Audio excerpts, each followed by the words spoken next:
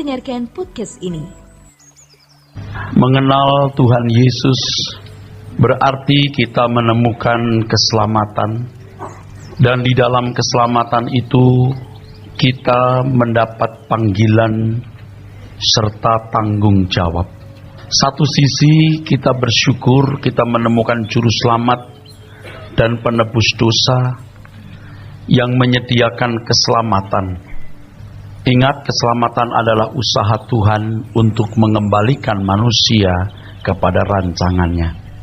Jadi satu sisi orang percaya bersyukur menemukan juru selamat dan penebus dosa yang menyediakan keselamatan.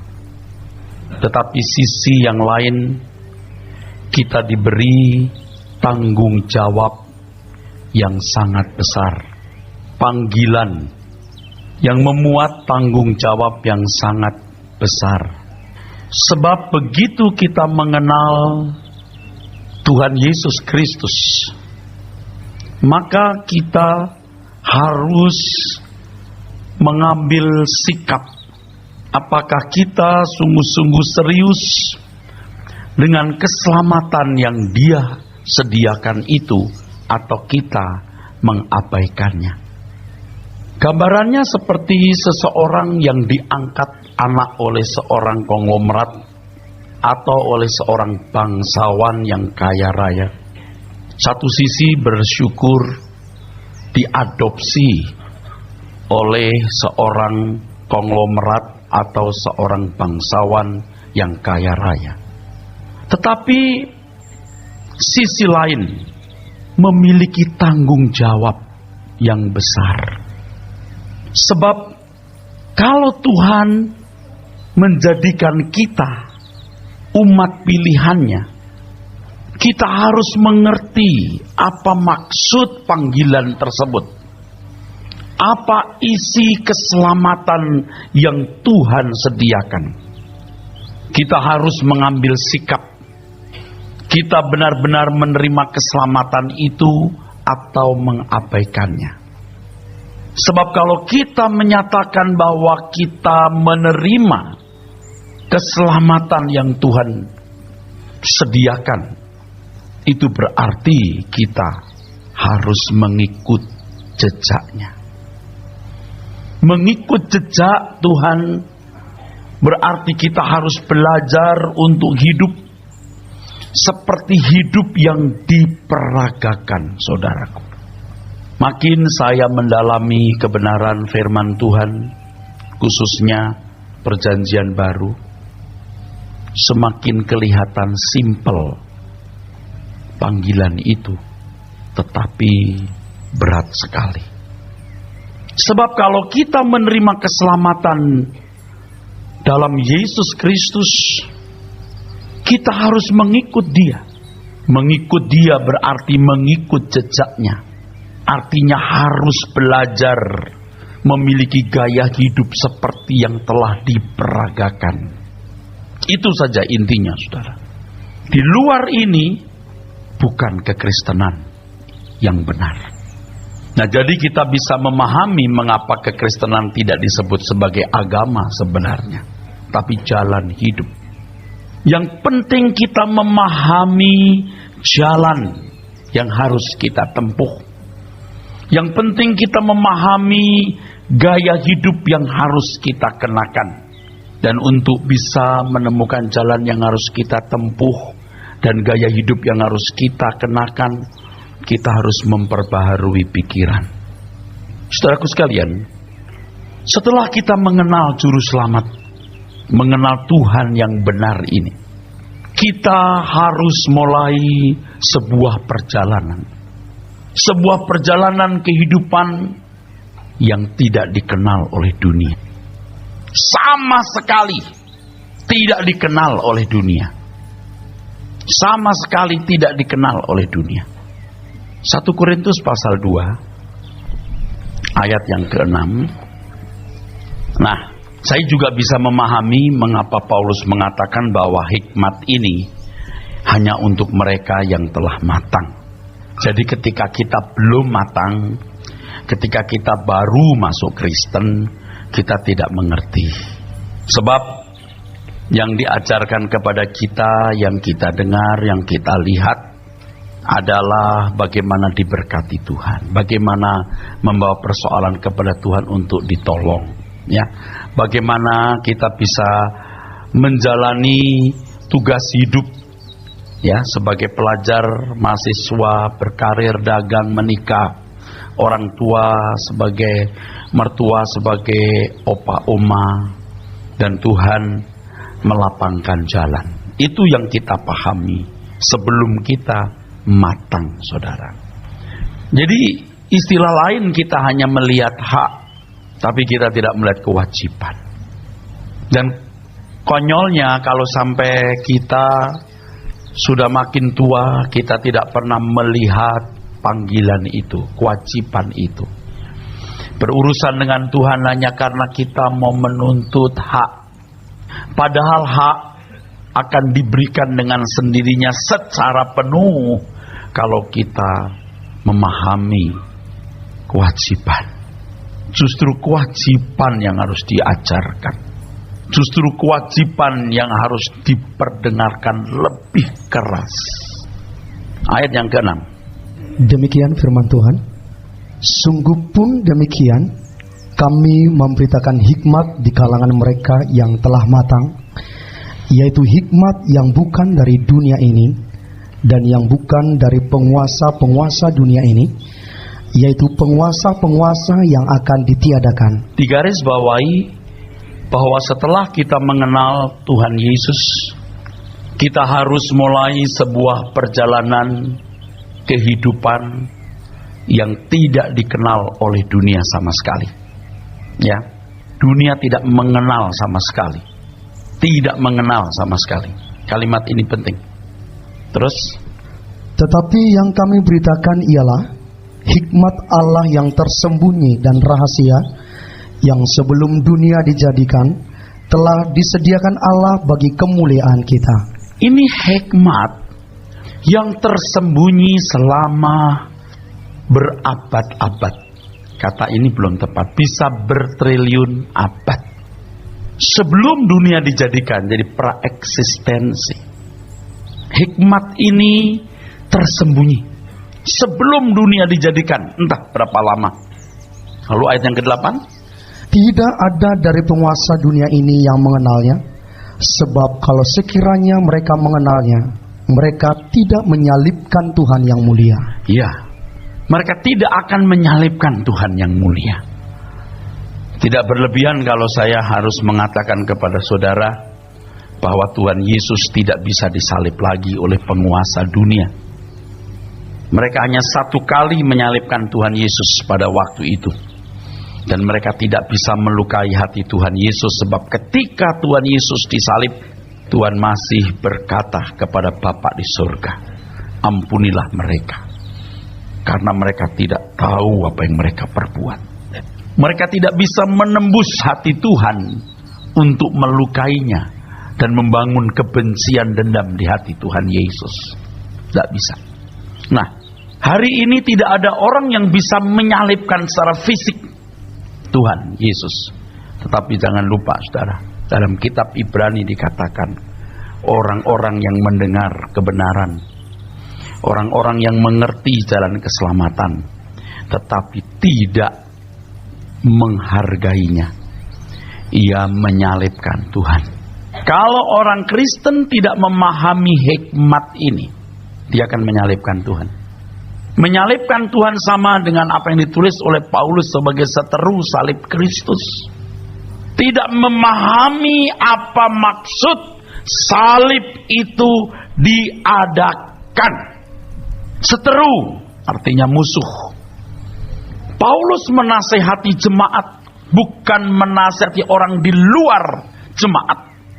Di antaramu, saudaraku sekalian, kalau orang percaya mengerti hikmat ini, saudara, dia tidak akan menyalibkan Tuhan kedua kali. Jadi saudara, sebagai orang percaya, saudara diharapkan kepada satu dari dua pilihan. menyalibkan Tuhan Yesus kedua kali atau menyalibkan dirimu sendiri.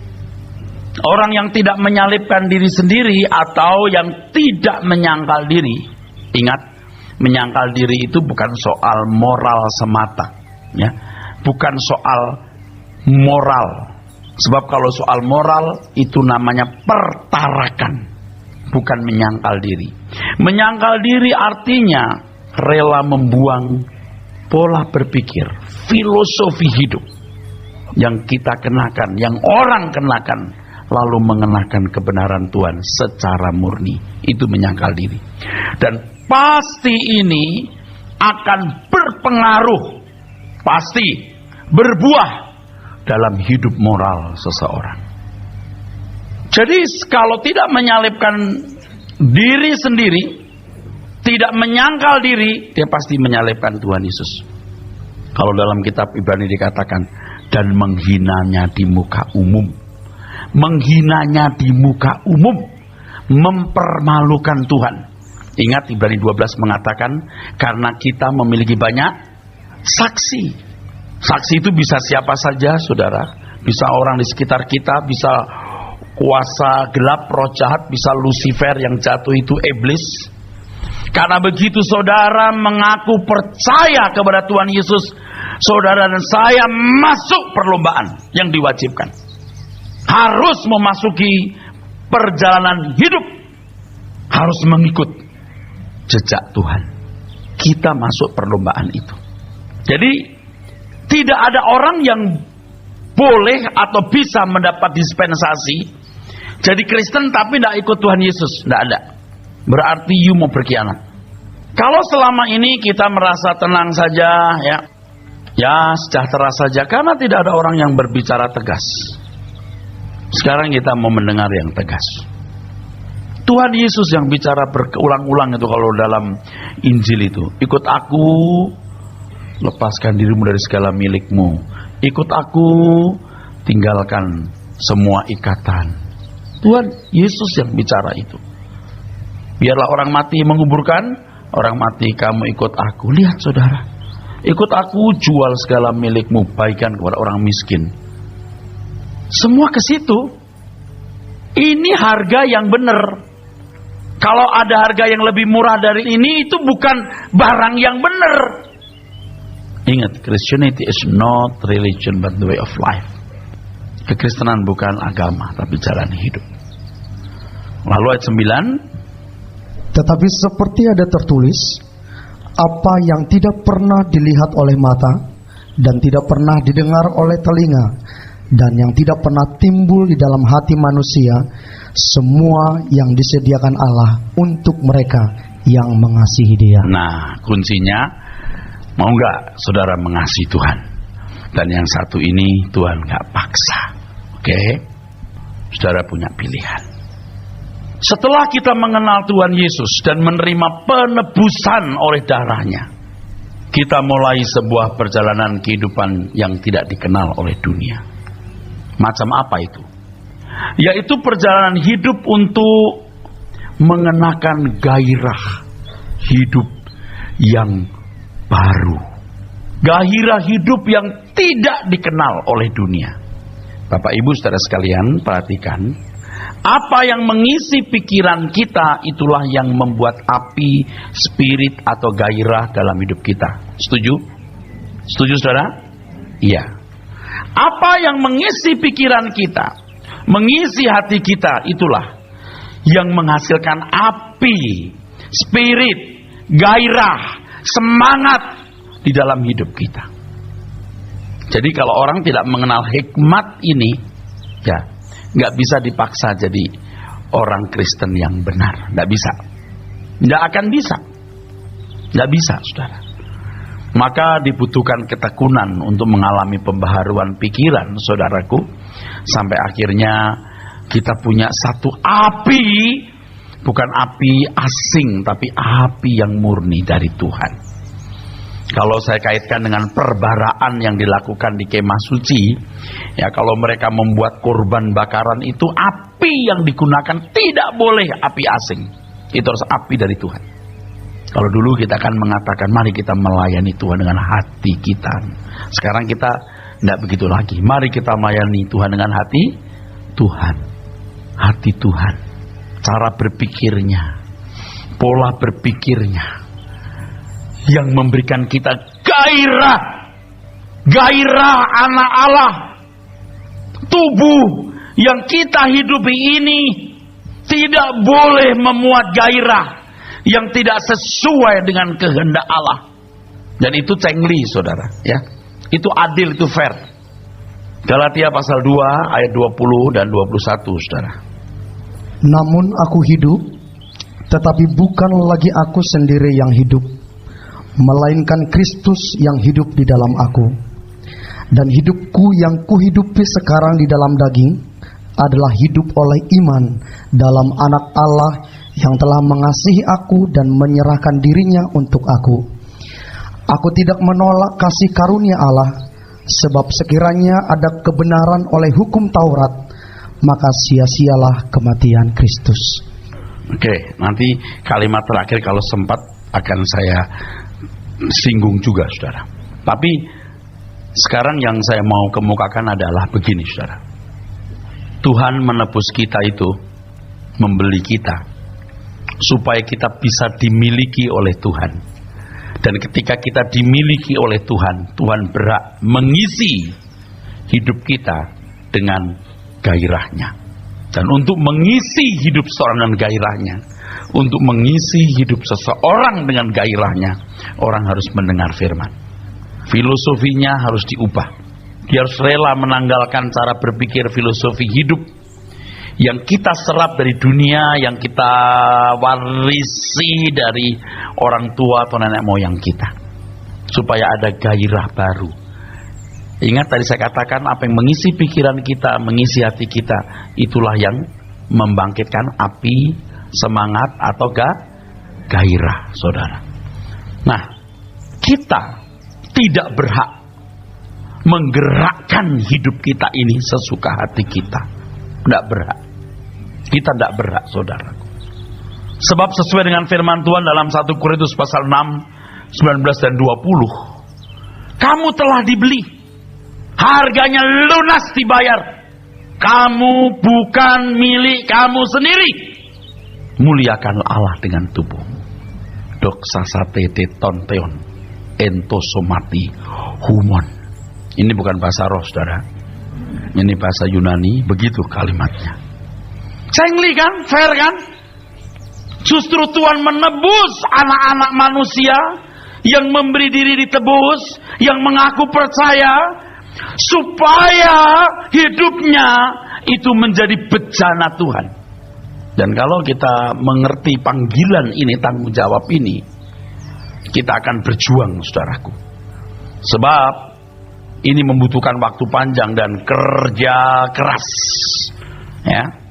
Kalau jujur, kita sering menemukan yang menggerakkan diri kita itu bukan gairah Tuhan, gairah kita sendiri.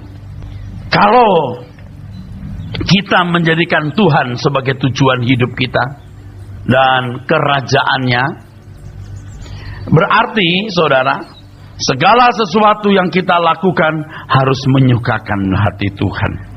Semua keputusan dan pilihan kita harus sesuai dengan kehendak Tuhan.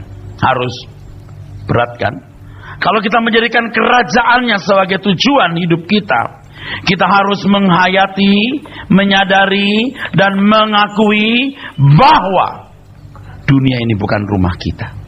Kalau Anda nggak suka, Anda celaka. Anda celaka.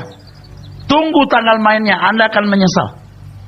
Anda boleh genggam erat-erat apa yang ada dalam hidupmu hari ini, tetapi satu kali nanti saudara harus lepaskan. Saya tegaskan bahwa kalau Tuhan menebus kita, segenap hidup kita milik Tuhan. Bahkan partikel yang paling kecil yang ada pada kita milik Tuhan. Anda suka, silakan. Nggak suka, silakan. Resiko ditanggung penumpang. Simple, tapi tidak mudah. Nah, hidup kita yang ditebus ini, saudaraku, harus menjadi bejana Tuhan. Bejana. Tuhan yang berhak mengisi bejana itu dengan gairahnya. Sampai hari ini saya masih berjuang bagaimana menjadikan hidupku ini bejana Tuhan. Pikiran hatiku ini bejana Tuhan. Ya. Sebab kita kan punya emosi, punya perasaan yang sudah terlatih untuk meledak. Terbiasa untuk meletus. Kalau sudah meletus, jeder. Kalau pas meletus, jeder. Tuhan gak isi bejana kita dengan hal itu, saudara. Kita lihat barang bagus, tidak ada pernah sungguh-sungguh serius mempersoalkannya dengan Tuhan. Kita bilang, aku ingin punya ini. Siapa yang suruh? Berat gak kau mengingini itu? Ingat ya, Lucifer yang jatuh itu baru ingin, aku mau menyamai Allah, baru ingin. Nah, kalau dulu kan kita umbar keinginan kita dan kita merasa berhak untuk mengingini apapun yang kita mau, saudara. Tapi kan makin tua kita makin mengerti kebenaran firman. Ya, saudara, kita malu, saudara. Ternyata kita benar-benar liar, saudara. Lagi pula kalau kita mau belajar mengenal kebenaran Tuhan, sungguh-sungguh mengisi bejana hati jiwa kita dengan kebenaran Tuhan, lalu kita punya gairah Tuhan, tidak ada yang dirugikan, saudara. Tuhan pun tahu kita membutuhkan berbagai kebutuhan-kebutuhan jasmani ini. Kita percaya Tuhan juga pasti pelihara kita, asal kita bertanggung jawab dalam hidup. Saudara hari ini mengatakan, saya setuju Pak dengan khotbah Pak Era, saya mau. Itu gak langsung merubah hidup saudara loh. Gak langsung saudara bisa berubah. Kalau saudara diberi petunjuk arah sebuah kota, katalah kota Bogor, 70 km dari tempat ini, arahnya ke sana. Setuju, saya mau. Belum tentu Anda sampai ke Bogor. Harus dimulai dari satu langkah, 40 cm. Dari 40 cm, 1 meter, 2 meter. Itu. Nah, nanti baru tahu seninya perjalanan hidup itu. Seninya perjalanan hidup itu mengenakan gairah Tuhan. Hidupku bukan aku lagi, tetapi Kristus yang hidup di dalam aku, dan hidup yang kuhidupi dalam daging ini, betul? Hidup karena iman kepada anak Allah yang mengasihi aku dan menyerahkan dirinya untuk aku. Dia berhak. Dia berhak. Saudara, sampai saudara berkata begini ya, saudara. Kalau saya mengalami, saudara. Oh Tuhan, pakai aku Tuhan. Penuhi bejanaku Tuhan.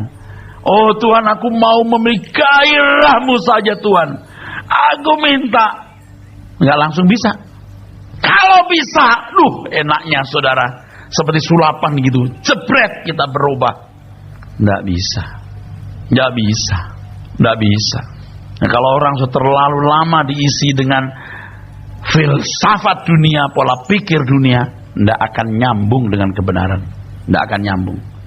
You bisa berteman, you bisa ngobrol, tapi tidak akan nyambung. Dia tidak tahu. Tidak akan tahu.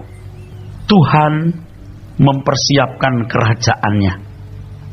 Dan Tuhan sedang menunggu jumlah genap orang-orang yang akan menjadi pelayan-pelayannya. Kalau saudara membaca satu ayat ya saudaraku, di kitab Wahyu, ada satu pernyataan Tuhan di situ. Ayat 11. Dari ayat 10 dulu, saudara. Ini saudara harus Wahyu pasal 6 ayat 10-11. Ini harus saudara memahami bahwa ketika surat Wahyu ditulis, jemaat sedang menghadapi aniaya yang hebat. Hebat sekali. Penderitaan yang luar biasa. Ayat 10, Wahyu 6:10. Dan mereka berseru dengan suara nyaring, katanya, berapa lamakah lagi, ya penguasa yang kudus dan benar, engkau tidak menghakimi dan tidak membalaskan darah kami kepada mereka yang diam di bumi? Nah, ini jeritan. Ini faktual yang ini. Ini pasti lebih harafiah. Memang faktanya begitu. Jadi penderitaan itu bukan figuratif atau bukan ilustrasi saudaraku sekalian. Ini faktual. Darah di darah betul, penderitaan betul. Terus, dan kepada mereka masing-masing diberikan sehelai jubah putih, dan kepada mereka dikatakan bahwa mereka harus beristirahat sedikit waktu lagi hingga genap jumlah kawan-kawan pelayan dan saudara-saudara mereka yang akan dibunuh sama seperti mereka. Ya, saudaraku sekalian, jadi ada jumlah yang genap dari orang-orang yang berani menderita bagi Tuhan. Roma 8:17 mengatakan, jika kamu adalah anak, kamu juga adalah ahli waris. Artinya orang-orang yang menerima janji-janji Allah, yang akan menerimanya bersama dengan Tuhan Yesus, yaitu jika kita menderita bersama-sama dengan Dia, kita akan dimuliakan bersama-sama dengan Dia. Pak, zaman sekarang bukan zaman menderita lagi, Pak. Tidak ada seorang pun yang tidak punya salib. Alkitab mengatakan bahwa kamu dikaruniai bukan saja untuk percaya, tetapi juga untuk menderita. Bicara soal karunia, jangan hanya bicara soal percaya, tapi juga bicara soal menderita. Justru percaya yang benar, artinya menyerahkan diri kepada objek yang dipercayai, akan membawanya kepada penderitaan atau salib. Percaya, menderita. Bicara soal penderitaan tidak harus bicara secara fisikly. Ditawan, dibunuh, disiksa. Saudaraku, setiap kita pasti punya karunia ini. Kamu dikaruniai bukan saja untuk percaya, tapi juga untuk menderita. Tetapi bagaimana Tuhan bisa mempercayakan salib yang disediakan untuk kita masing-masing kalau kita tidak matang, kalau kita tidak dewasa, kalau bejana hati kita belum diisi dengan kebenaran Tuhan, kalau kita belum mengenakan gairah Tuhan. Hanya orang yang punya gairah Tuhan yang akan pikul salib bersama dengan Dia. Saudara, jangan pikir kalau saya jadi pendeta, malam pulang, besok rumah sakit, bla bla bla, itu sudah menderita bagi Tuhan. Itu pekerjaan mudah. Lebih sulit sales yang harus jual motor 20 biji per bulan. Ngerti enggak? Hebat Pak Eras yang mencintai Tuhan. Besok saya malam-malam, itu gampang Bu. Ngerti enggak? Yang ngomong itu yang melakukan. Salib penderitaan itu tidak hanya segitu. Aspeknya banyak, saudaraku. Saya bisa besuk, tidak tiap hari kok. Tetapi kehidupan saya cukup, saya bisa naik mobil, punya rumah. Siapa yang gak ingin jadi pendeta sih? Jangan terlalu menghargai jeripayah saya seperti itu. Jangan menilai pelayanan saya hanya dari hal itu. Saya katakan saya masih bisa lakukan itu masih mudah, saudara. Ngerti gak pembantu rumah tangga kerja dari pagi sampai pagi? Berapa gajinya?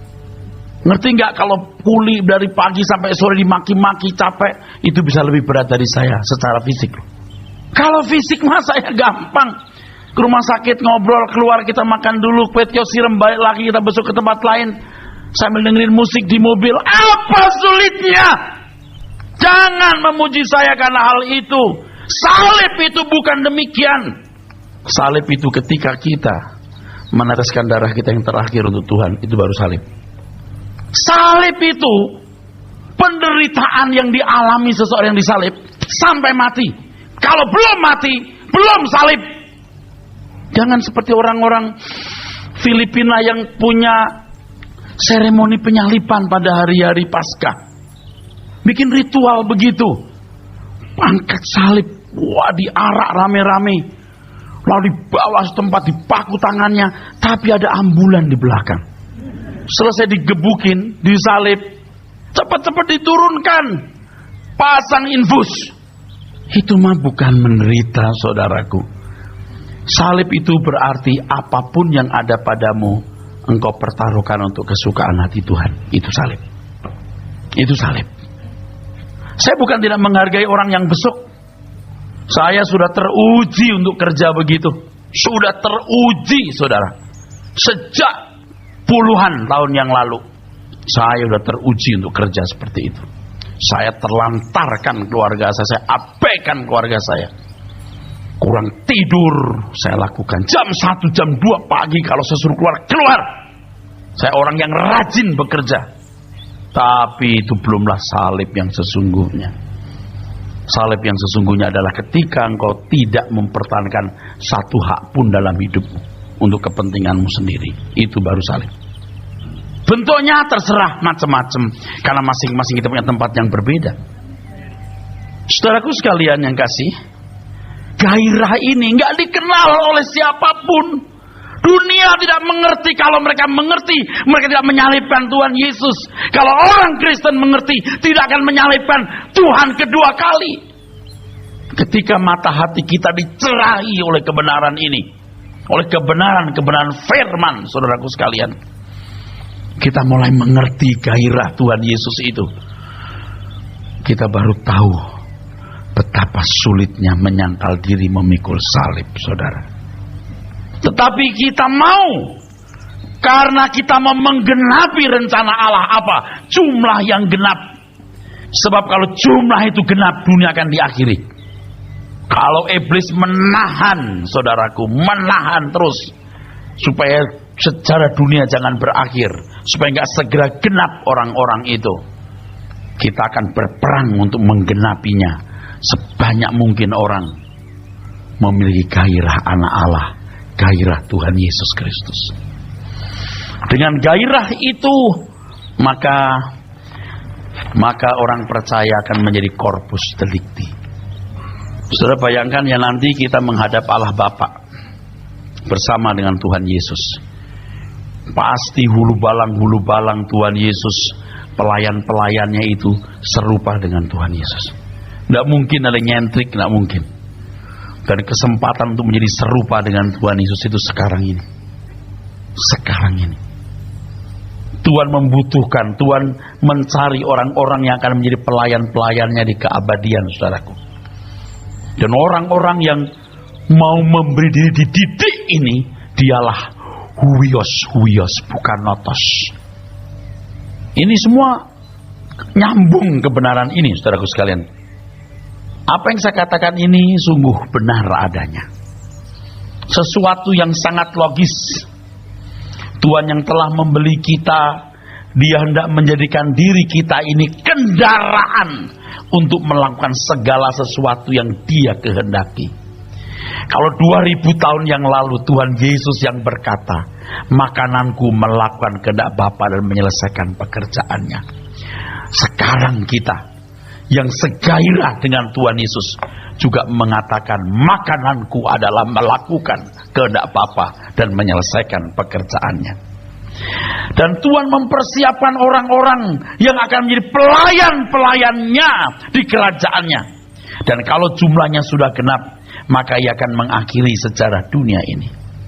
Dan ternyata orang-orang yang akan memerintah bersama dengan Tuhan Yesus dalam kerajaan surga haruslah memiliki kualifikasi istimewa dan sangat khusus. Kualifikasi, ukurannya adalah gairah anak Allah, Tuhan Yesus Kristus, supaya Dia menjadi yang sulung di antara banyak saudara. Dan inilah yang dimaksud dengan perlombaan yang diwajibkan bagi kita. Jadi yang penting kelakuanmu, yang penting hidupmu, oke? Jangan banyak mulut, jangan banyak mulut. Hidupmu membawa keteduhan enggak? You dicari orang enggak? Sana orang berkata, orang ini menjawab pertanyaanku, orang ini menghadirkan Allah dalam hidupku. Udah, itu saja. Jangan banyak ngomong. Hidupmu. Udah, jangan banyak mulut. Hidupmu. Saya berkata kepada ibu-ibu di pembinaan ibu-ibu, udah jangan banyak ngomong. Kalau saudara hadir di gereja, orang menantikan kehadiranmu enggak? Kalau enggak, something wrong. Ada yang salah. Udah. Apakah orang menantikan kehadiranmu? Apakah orang mencari engkau? Oh, ibu ini bisa menasihati saya. Ibu ini bisa menyampaikan firman yang aku bisa diberkati. Ibu ini tidak membahayakan bagiku. Sama. Sama, saudara, kita juga. Anda berkata, ya kalau saya sih bagaimana bisa dikenal orang, Pak? Oh, pelita tidak akan ditaruh di bawah gantang. Tuhan yang berbicara. Kalau engkau bercahaya, engkau pasti ditaruh di tengah rumah, menerangi semua orang. Ini bukan berarti kalau orang terkenal didengar banyak orang pasti terang dunia. Wah, setan juga bisa punya antek untuk itu, saudara. Tetapi coba cium baunya dari dekat. Jangan cium waktu dia di mimbar. Cium hidupnya tiap hari. Cium hidupnya dari dekat. Harum enggak? Kepeduliannya terhadap orang lain. Kasihnya. Pembelaannya untuk orang lain. Bebannya untuk penderitaan orang lain. Baca. Cium baunya. Pelayan Kristus itu seperti ini. Kualifikasinya seperti itu, Pak. Saya mengajak saudara untuk menjelajah Ibrani 12 lagi supaya nyambung, saudara, ya. Relasi ayat ke ayat ini luar biasa, ya. Nah, kalau kita membaca Ibrani pasal 12 itu, ayat 1 kan perlombaan yang diwajibkan bagi kita. Perlombaan macam apa itu? Apa? Baca ayat yang kedua, baru kita bisa mengerti perlombaan apa yang diwajibkan sehingga kita harus melepaskan beban dan dosa. Coba dibaca.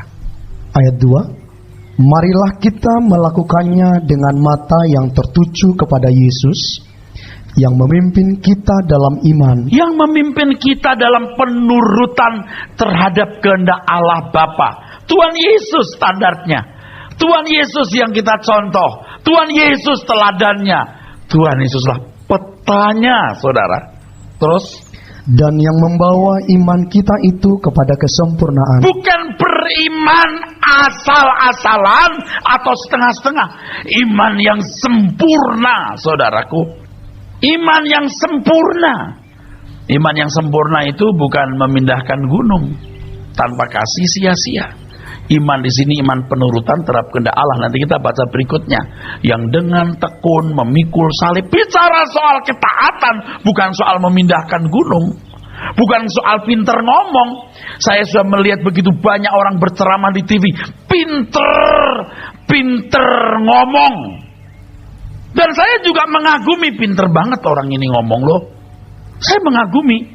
Nggak semua saya kagumi, takjub saja gitu. Hebat nih, umurnya baru berapa nih orang muda ini. Pinter ngomong, merangkai kata, menjawab pertanyaan. Tentu, sebagai seorang anak Tuhan saya memahami betapa dahsyat firman yang saya kenal ini. Jauh lebih hebat. Dan yang kedua, jangan banyak ngomong. Hidupmu. Kita juga menikam diri kita dan berkata, hidupku. Terus, yang dengan mengabaikan kehinaan, tekun memikul salib ganti sukacita yang disediakan bagi dia, yang sekarang duduk di sebelah kanan tahta Allah.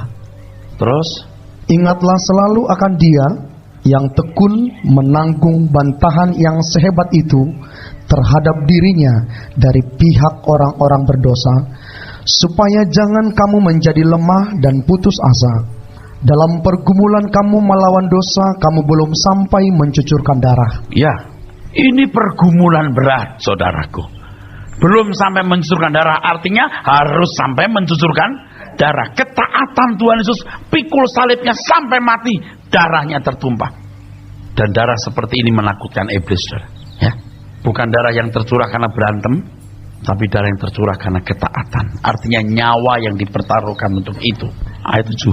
Jika kamu harus menanggung ganjaran, Allah memperlakukan kamu seperti anak.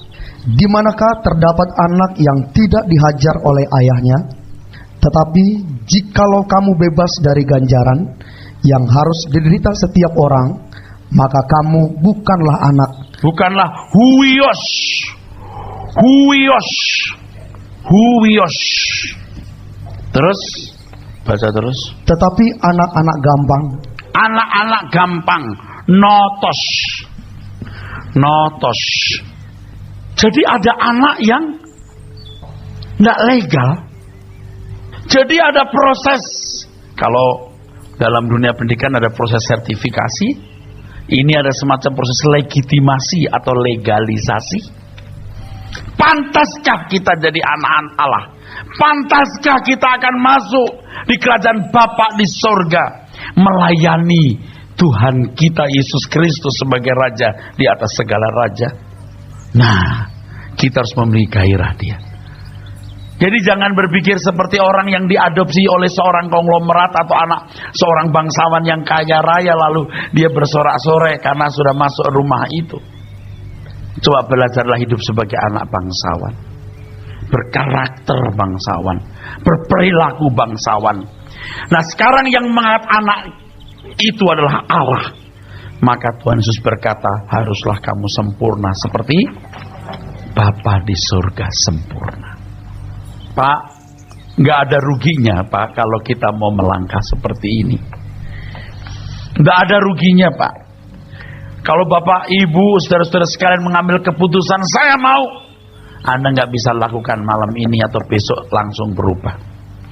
Tapi Anda harus lewat proses yang ketat. Tapi kalau sudah menunda terus, watak Anda buruk.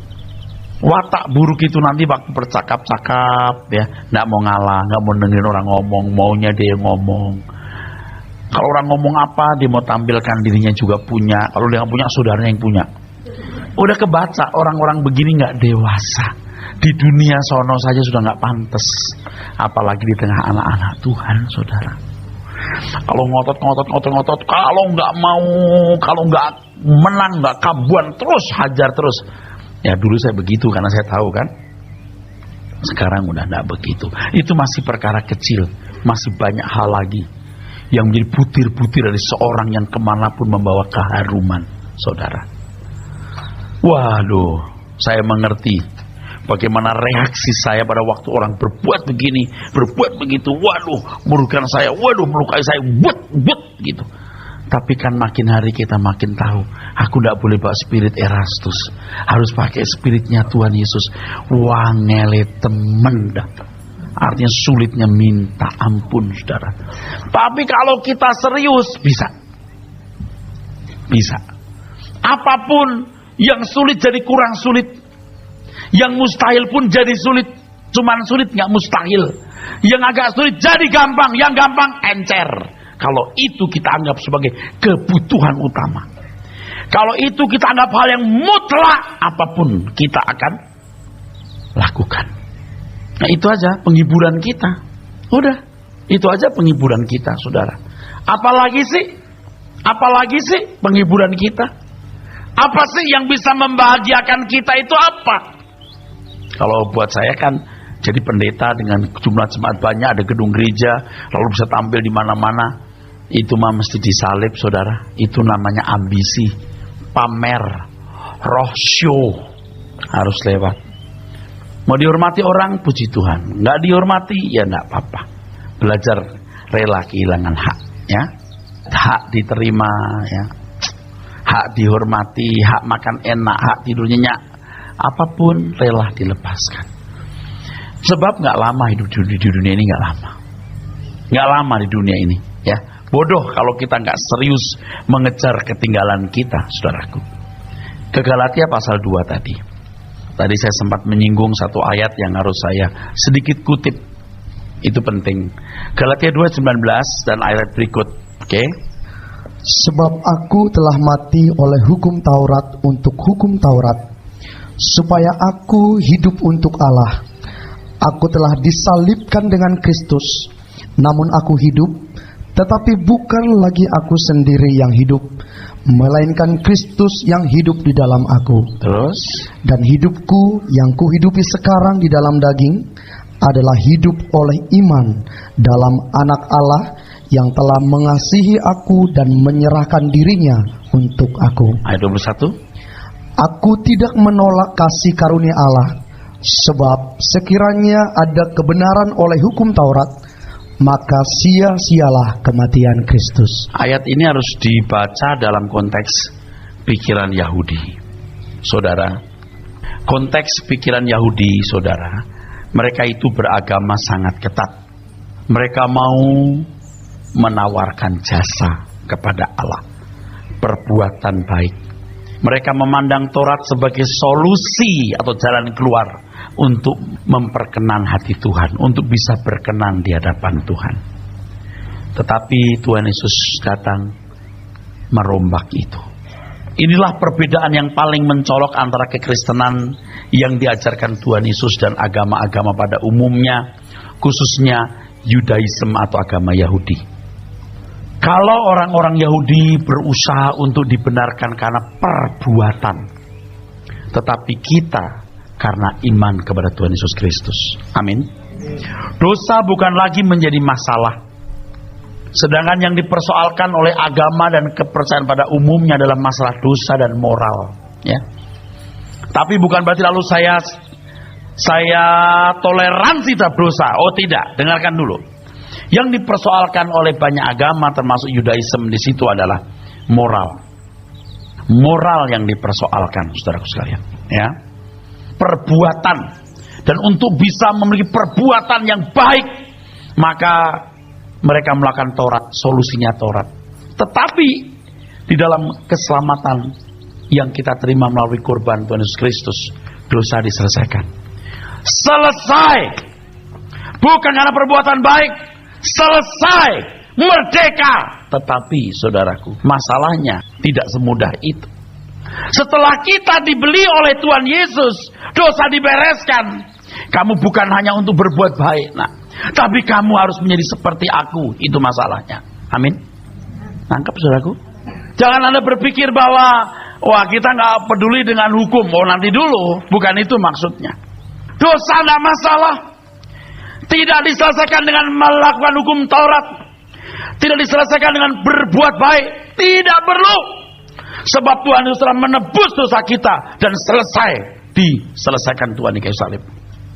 Tetapi setelah itu kau kubeli, bukan untuk berbuat baik, tapi untuk melakukan apa yang kulakukan, memiliki spirit seperti yang kumiliki. Dengarkan ajaranku, hikmat yang tersembunyi selama berabad-abad atau mungkin triliunan tahun, kuajarkan kepadamu. Buka telingamu, buka hatimu, kuajarkan, dan kurubah kau punya hati yang baru. Itu maksudnya. So different kan? Amin. Akhirnya kalau kita bisa berbuat baik, bukannya berbuat baik, kita makin sempurna seperti Tuhan. Kita tidak bisa jadi sombong, sebab keselamatan hanya oleh anugerah. Perbuatan baik kita, tidak bisa menyelamatkan. Oke.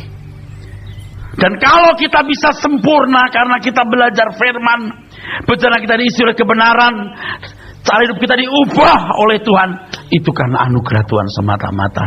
Sehingga kita tidak bisa sombong, saudaraku. Kita nggak bisa menghakimi orang lain. Nangkep maksudnya? Betapa mahal harga keselamatan itu.